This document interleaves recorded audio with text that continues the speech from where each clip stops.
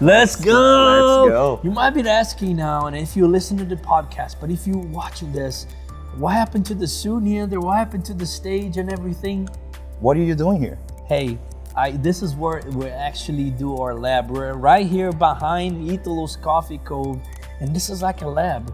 So many things happen here, man. But it used not to be like that. Yes, and after hours too, there's like a junking lab. I'm just kidding. It's a little lab. Yeah, I would say this is where a lot of creative ideas come about. And you see, if you ever seen also Italo's challenge, how to figure out stuff. So we love this area. This is the part, the stage, we change it all the time. But here the coffee code just stays the same because it's our office and we just love to hang around here, man. Do some nice cup of coffee. Absolutely. Yeah, but today's episode, it's a little bit different and it's something very special. Today we're gonna show you the real grind idea was like our lab back then. Where we first put into paper, that was the idea in our heads, and we tried to do this. So we got in this restaurant, and Italo's across from the counter, from the bar, and Delia and I were sitting there with our microphones, and we tried to imitate. We didn't even have the spilling the beans at the time. No, it was straight up content in coffee. And another great that was so good because it was very organic. Very organic, genuine. And, Delia, so we were actually shared our story, how Delia and I started in the real estate. Absolutely. And, that was really organic. So that's what's going to be today's episode. And I hope you enjoyed this. Also, we're going to have some coffee time too. And don't think that this is the only shirt I have, because coincidentally, I'm wearing the same shirt in that first episode too. So I have more shirts than this you've seen on the other episode. So it's going to be fun. And we also celebrating that this is the 15th. This will be the 15th episode. And it's a proof of concept, right? Absolutely, man. And we're super happy to see the traction that we're gaining. Thanks to you, the listeners and the supporters. All the loves, all the shares, all the comments and feedback. We take this very seriously. Absolutely. We want to bring a good content for you guys, where you guys can inspire you, or learn something, and also drink that great cup of coffee that we so talk about here. Oh yeah. Yeah, if you ever at the office, you see the Coffee Cove, you get a great cup of coffee here with us. But let's show them. Let's show them what when the real grind is born. Waking up to success. Now we're getting it started. This is the real grind. Everything you've been wanting, building an empire, no question. Talking about real estate, investing, making the millions, no stopping. While we sip on gourmet coffee. The real grind. This is the real grind. Let's go. My name is Neander Lima. This is Delia Kong, and this is our coffee master Italo. What's up, everybody? All right, this is awesome. We had this idea of doing this. I love coffee. We actually have a little bit of a real estate experience that involved coffee, and today we're just gonna go and chat a little bit, and we're gonna talk about how did we start on this journey on the real estate. And so, Delia, we're just going to jump right in. And so I want you to share a little bit with the audience for the first time that you got to step into the single family. And you're what we call it, some people call it the accidental landlord, right? So share a little bit, how was your first real estate experience? Gotcha. So this brings us back to 2016. I remember I had graduated from college. I was, working a corporate job as a consultant. And I remember reading and also hearing from my friends out in California that 2 high-income earners in Silicon Valley in San Francisco could not afford to buy a home. And I was like, this is crazy. How can this happen? And I remember thinking that, I love Boston. I want to settle down here. And, that's going to happen to Boston. It's a small, big city, which means that it is small in terms, it's a small city, but it's one of the biggest cities in the U.S. And I thought, it hasn't happened to Boston yet, but it's going to. Like sooner or later, if I don't buy a home now, I'm going to get priced out just like the folks in San Francisco. So I started looking at single family homes, and I bought my first condo. It was on the first floor and lower level, and I had another condo above me. And I ended up not moving in because I was still traveling as a consultant. So it didn't make sense to be, paying a mortgage for a space that I wasn't actually living at. So I had some tenants. It was a 4-bedroom, three bath. So I had four young professionals. They essentially paid the mortgage, and I had just a little bit of cash flow above that. And so that was kind of my first accidental. I had meant it as my primary, and I never ended up moving in because I had tenants and ended up moving to And how Dallas. was the feeling at the time having somebody actually paying your mortgage? That is right? It was great because I was literally making money while I slept. So I never understood that concept before. But here I was living, and it wasn't planned. It just happened to me. And I think a lot of times in life, things just happen. Like, whether or not you caught that flight, met that person, it could just, one thing could just be a life changer. Absolutely. That's really cool. And then, so with the real estate, your first experience, and then after that, you happen to met someone. Someone happened to be me. Who would that be, right? The person who took me away from Boston. So I met my future husband, Neander, and we happened to be traveling in Brazil. It's actually the town that I fell in love with him. So his family, his great-grandfather owned a kind of small town high up in the mountains. It's actually a coffee town. It's all the way at the top, very end of the road. So it's the last town, and it's at a very high elevation, which is great for coffee. And so a little background about that story, which actually, so my cousin, she inherited that land, right? And she lived in Rio. She was a lawyer, and she was like, "Hey, my mom passed away, and my family, it's taking care of the property. So I don't know, this coffee is just being abandoned, right?" And one of my cousins, another cousin, he was rated the best coffee of Brazil like 2 to 3 years in a row. So that is a coffee town. And with the coffee town, like I was traveling, and my cousin's like, "I have this land. Would you like to buy it? I don't want to sell it to a stranger. I would like to keep it in the family." And happens to be my great-grandfather was actually the owner of the entire land, all the properties around, right? So when she said that, it just hit right in my heart. I was like, man, we got to get that. But again, just like with the condo in Boston, we never thought that this could be a business that could be into a real estate investment. We literally bought it because my parents live close to the farm, and this farm is it's about 3 acres, American acres, a little bit different. It's not that big, and we have over 400 coffee trees, and we also have a natural spring. Like, if you know what a natural spring is, what the water begins from the earth, goes up there. Anyway, so all he had was a bunch of like trees and woods, and they had a little shed. We converted into a nice living space. It was like a cabin. We did a jacuzzi. We did a nice deck that you can see the sunset because it sets on the valley. And then hit us the idea. I was like, dude, why don't we Airbnb it out? And we did it, and now it's a hit. We actually have waiting lists all year round. All year round is booked and booked and booked. And then that became our second real estate experience, accidental, right? We were doing something for us, and it turned into a real estate experience, and that, I don't know, I think it's that one is actually special because, it's obviously, but we do generate income through Airbnb and Booking.com. And that was the second investment that we stumbled upon it. And then after that, we actually found, I was invited to participate in a conference that talked about multifamily investing. So I attended that conference, and literally, what a life-changing. Not just the fact that people are doing bigger deals. There was a better way to do it this professionally. So a little bit before that, I want you to talk about what we did after we started deciding to make it scale, right? Scale our investments to single family and to investments. And what was the turn in a mind shift? Because we did some renovations in Boston, like not renovations, but we did talk about the basement situation and how that improved the value. So we already start thinking like not just the landlord, but as an investor. Gotcha. So one of the game changers for us was the fact that with a single family, it didn't make sense when we did the math. Our realtor had asked us, "Do you want to hire a professional management company?" And with one single family unit, it just the math, the economics, it just didn't make sense. So we decided to self-manage, which was great. It was only about 2 years old. It was gut renovated, so we really didn't have many problems.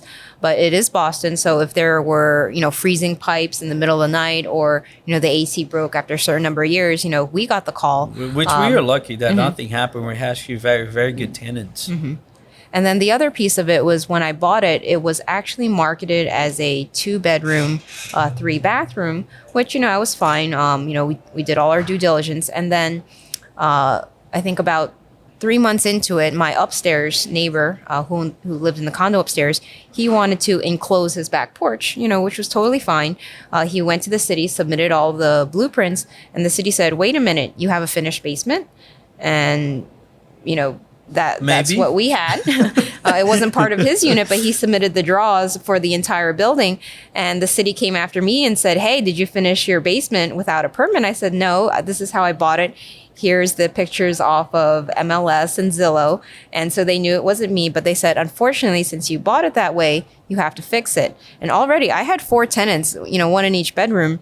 So they did work with me, but, Neander and I had to hire an attorney, find out who did the original blueprints, file with the city. And it took us a good probably 9 to 12 months to get everything legalized with the city, and they did work with us because they understood the situation. But these are some of the things that you have to do as a single family, investment. Right.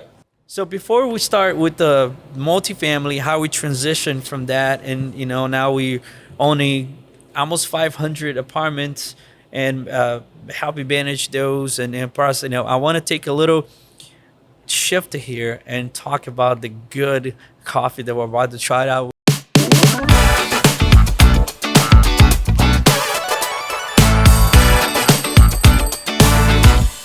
He had an awesome experience. He called me. He was in Brazil a couple of weeks ago. It's like, "Dude, I went to this place and I gotta have this coffee." And Italo, take it away. What you got, man? You showed me like a little bit of a booth. Was it a speakeasy? Absolutely. What was that? Yeah. Well, first of all, thanks for having me over. And so this is it right here. So went to Brazil a couple months ago to visit family, and my mom invited me to go to this famous coffee shop, which I never heard of before. And most of all, because I've never seen it. It's like a little speakeasy. It's like a British telephone booth, and you walk in and there you are. It's this amazing place where the guy does everything from planting the coffee to pretty much, you're a coffee maker. What is the last process? Roasting. There you go. All right, you got to start for that. So he goes from A to Z with this coffee shop, and this is one of the coffees that he makes. This is another flavor right there. But this one, it hit me so good. That day, it's just all I needed, and I was like, Neander's gotta try this. This is amazing. So this coffee comes from my town in Brazil, tiny little town, and I just want y'all to experience a little bit of the flavors on it. Absolutely. So I know since we've been talking here, we've been trying to prepare this like fancy coffee. It's basic, just the filter, but it's just the extra touches and procedures that we do. Absolutely. There's a whole process if you want to really want to get all the flavors and the notes in the coffee. I don't know if you noticed, I was washing the filter so you get the paper taste away. A lot of people don't do that. They just go ahead and make the coffee. So you get a little bit of the paper taste in the coffee. So you're taking away from the notes. So that's a crime for coffee lovers right there. So don't do that. And Italo, we're going to do one episode just about the coffee. How, you can, very simple, basic stuff that I bet you didn't know a lot of this, that you can pour a perfect cup of coffee. Do you like coffee, Delia? I love coffee. How much do you like coffee? I love coffee so much that I do not buy store-bought pre-ground coffee. So if you have pre-ground coffee, you're not going to find it in my house. Absolutely. But yeah, so this coffee right here that you guys are going to try, the name of it's called Caracu. It's a dark beer from Brazil, very famous dark beer in Brazil. So that's what the name is after. It has notes of dark chocolate, wine, beer, and the last one is brown sugar. All right, so I have a question for you though, Delia. I know Neander's answer to this, but here's the big question. Do you drink your coffee with sugar or no sugar? Absolutely no sugar, no sugar at all. There you go. Very good. There you go. One of the reasons why we don't drink gourmet coffee with sugar is because you're taking away the entire experience of pretty much sensing all those notes from the coffee on your palate. Like, you just don't do that. That's a crime number 2 right there. And I tell you what, if you drink a cup of coffee that you like, oh my God, just tastes awful, spit it out and just don't drink it, because you basically drink charcoal. Actually coffee, it is a sweet drink, believe it or not. The coffee is a fruit, it is a sweet.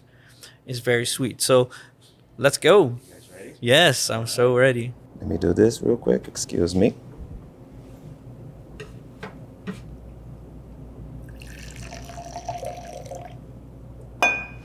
Cheers. So one thing I want to point out, if you put it like against the light, let me hold this for a second. You can see that it's a light color. You can see through, it's not 100% black, because this coffee, it is, as a call it here in the United States, as a blonde. It's a medium roast. It's not too dark. When it comes to a certain roasting, and that is where you actually, like I said, the coffee turns into a charcoal. And All right. I brought it special for y'all. I already had mine. so first things we do the nice make sure you smell. smell it. Get all those smell notes. that through the microphone. Yeah.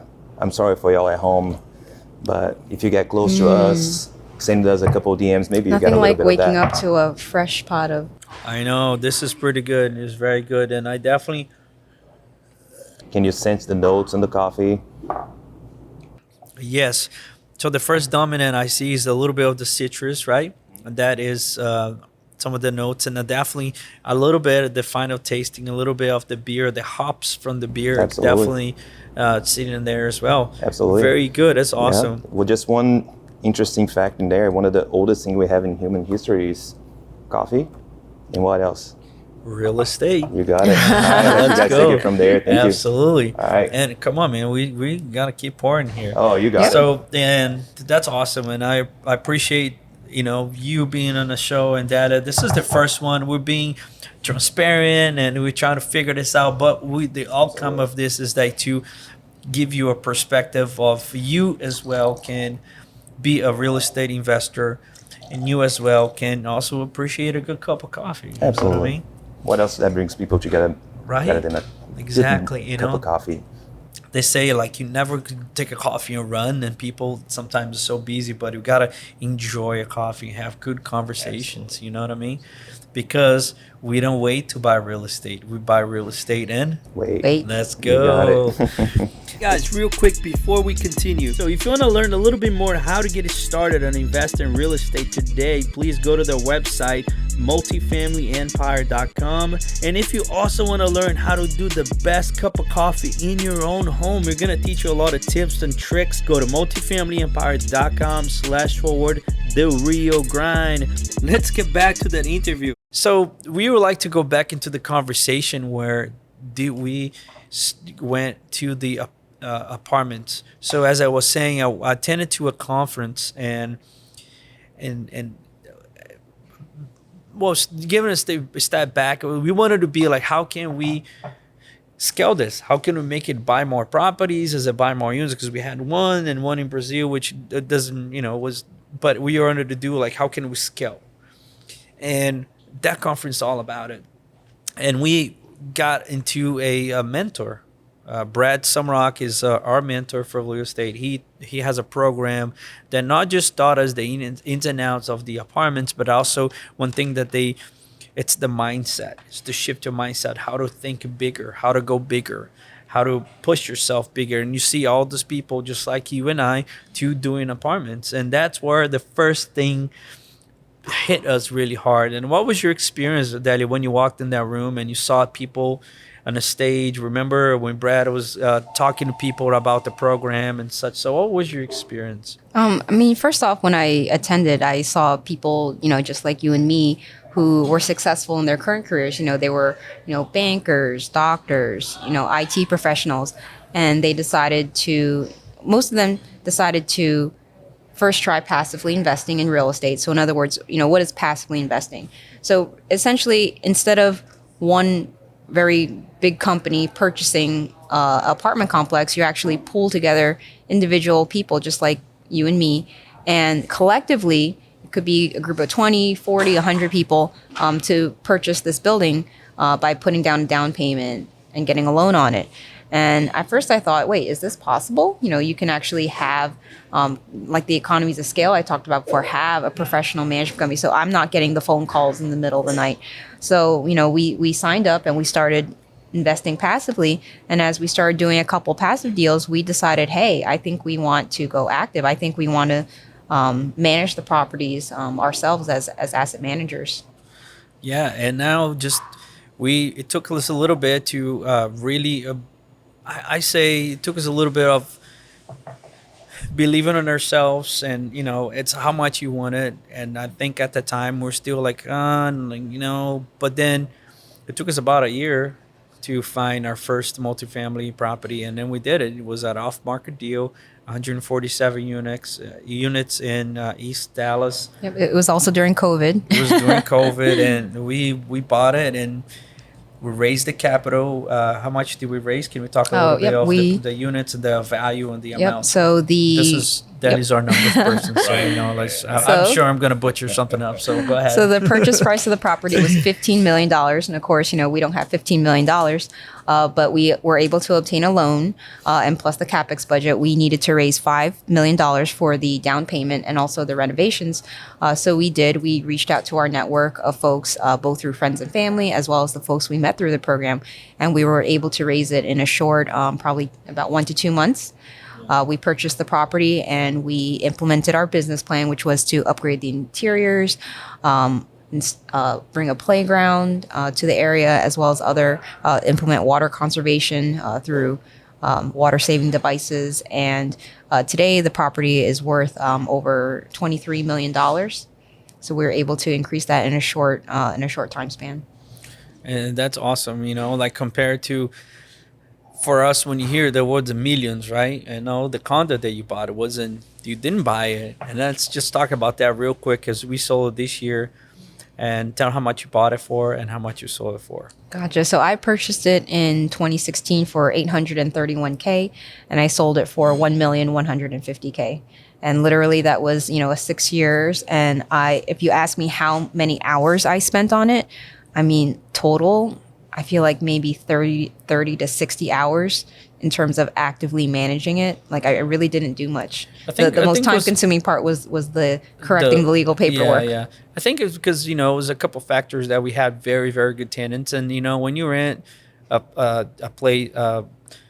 property that is more on a little up to higher end, people has more of things to lose. You have more because you give the down payment, not the down payment, but the security deposit, which is high. It was about $5,000 or something. Yeah. So in Boston, it depends on the state, but it's typical for you to put down first month's rent, last month's rent, and security deposit. So before you ever move in, you're paying 3 times the amount. Plus, so you're paying almost $15,000 just to move in. So you're never gonna mess up or be like, because you get $15K in the line, and everybody would like to get this thing back, right? Yeah. Plus, I also had a realtor, so they had to pay a realtor's fee, which also equaled 1 month's rent. So it was totally, 4 times. Totally different than the market, and that's that's why we want to open this platform here for being a real estate in general. It's not just multifamily. We happen to be a multifamily and doing that stuff, but I love to see interesting stories that people that just accidentally bumped into an opportunity that came, and now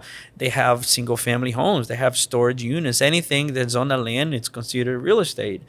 And you transaction this and making money. It's just something exciting, and the story that behind it, and why, of course, we're drinking a badass coffee, man. It just matches so well. And if you want to get a little bit more information about how can you participate in the show, please send us a message. There's going to be a link down below. If you have a story that you think you can add to us and to our listeners, we always learning. We try to level up. Follow us on Instagram too. Yeah, that's absolutely. A good way for you to reach out to us. And another thing is, I just want to make sure I say thank you for y'all to have me on the show. But most of all, I want to say thank you for the owners of the Luca, the restaurant that where we're at right now. Absolutely. And we're going to do another episode on that. but it's one of the best pizzas in town. They have 5 locations. They have one in Austin, all over the DFW, South Lake, Plano, Frisco. They're all over. You know, it's funny, Italo, people talking about like, oh, the Brazilian churrascarias, right? The Brazilian steakhouse. Oh, wow, they bring the meat in your table and it's crazy, like, oh, you can eat. And this is the same concept, but with the gourmet hand tossed, like wooden burning pizza. So imagine that, like, people are coming in your table to just, handing you pizzas with all amazing different flavors, and also the sweet pizzas, the dessert, pizzas. Holy cow! Yeah. And they have like a great selection of wine. This is I love pizza, and this is one of my favorite spots. Absolutely. We're gonna do an episode on that for sure. So just want to make sure I say thank you to Didi and Evandro. Thank you for hosting us today. Thank you so much. I appreciate it. I also want to share my coffee with Didi and Evandro. So Didi and Evandro, if you're hearing this, which I know you are, you're going to try some of this coffee one day. Yes. All righty. And just to conclude, I want to just bring this last section now is how did multifamily empire begin? And I was being an entrepreneur my entire life. I was my parents, my dad was a truck driver for all his life, and he had a bunch of tools and stuff like that. And like when I was 10 years old, he set me up as a little tire shop and repairing bicycles. And we actually had like a little store. It was like one door store, and we open every day. And I used to go to school in Brazil. It's not the whole day. I used to go to school in the afternoon, and then I work in the morning. And I had an employee, actually, one of my team members that worked in the afternoon. And after school, we still work a little bit and planning for the next day. And my dad was never entrepreneur himself, but he was a very hardworking guy. Taught me a lot, but actually accidentally spiked on me this desire of being an entrepreneur.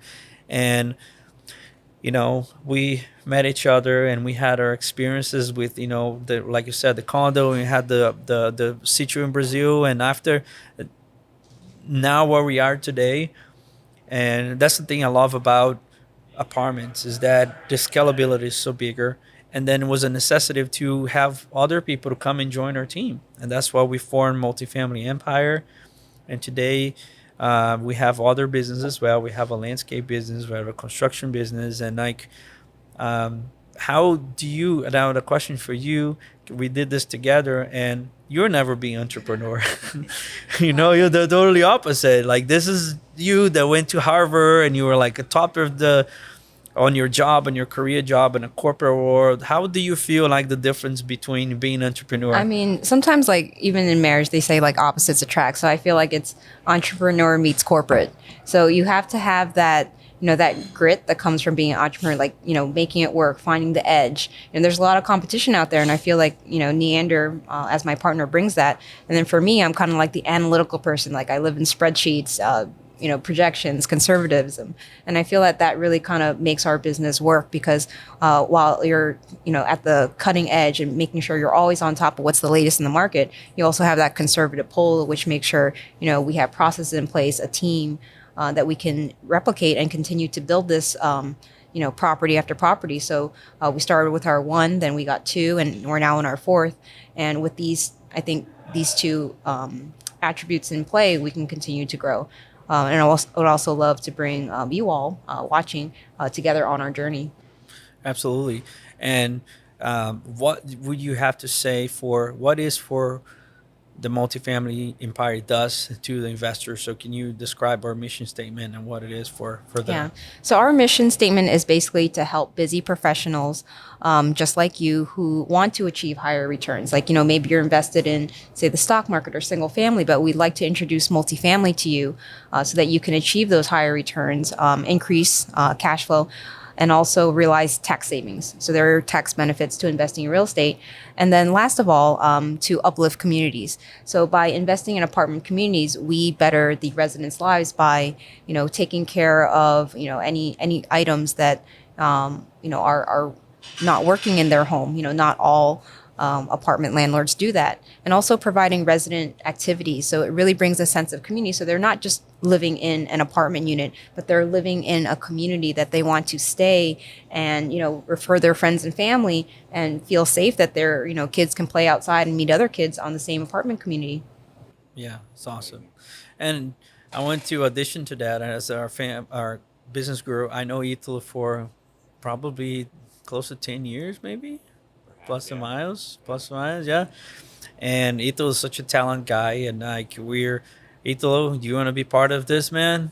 And I was like, we're growing, we're scaling, and you're a very good friend of mine, and like, let's go, man. And then he probably was like, ah, crap, man, I had to work on the other shit. Yeah, just knowing the values, where we're coming from, the whole idea of how we help build communities. I myself used to live in apartment complexes, and I remember vividly, sometimes I'll be living there, and after 6 months, a lot of things would change, but change for better. But I never really understood the concept as per why they're changing this, why are they changing that? And it made me want to stay in the apartments, even though they will raise the rent a little bit. I was like, I do not want to leave this place. And now, fast forward to today, I completely understand the concept. They're doing exactly what you're saying. They're making that community better. They're making people stay closer. They're making neighbors meet each other, little events at these communities. And that's kind of what we do. And that's what I'm all about, So I hesitate to take the chance and join the team. Yeah, and Italo is our investors relations, the business development. Delia, myself, and Italo, we go to events, we talk to investors, keep our relationships warm, just like coffee. I just won't have coffee at the events. Perhaps I will. You never know. Right. So I think we're good to conclude today. I'm very excited about this. I hope you guys are enjoying it, and we can't wait to bring some guests that can bring value and discuss about different topics, and and always have a good cup of coffee. We want to do one series that is just about the coffee. We're gonna teach you how you can make a very, very, actually the perfect cup of coffee, and you'll be able to identify some of the notes of the coffee and stuff like that. We're gonna put some links on Amazon that you can buy the stuff yourself, a little scale and a little kettle like this, and then we can try it at home, and maybe we can be having coffee together where we go live here. You having a coffee there? We'll brew it together. There you go. There you go. You got it. Thank you so much. Appreciate you. Yeah, I know, right? See, I'm not gonna cut this. This is gonna be transparent. That shit happens. As raw as it comes, right there. We're very transparent. Thank you so much. We appreciate you. And as always, guys, thank you for watching. Thank you for listening. This is, like you just saw, this is the very first episode you just watched it. We wouldn't be here on the 15th episode if it wasn't for your support. So make sure you follow us on Instagram, follow us on YouTube, Facebook. If you want to watch the episodes, they're all there. If you want to listen to the episodes, go to your favorite podcast platform. We're going to be there waiting for you. Share the love. Share everything about this coffee podcast, because this is what we're all about. We want to share stories. We want to share the experiences. And guess what? As always, thank you for watching. This is the real grind. Waking up to success, now we getting it started. This is the real grind. Everything you've been wanting, building an empire, no question. Talking about real estate, investing, making the millions, no stopping. While we sip on gourmet coffee.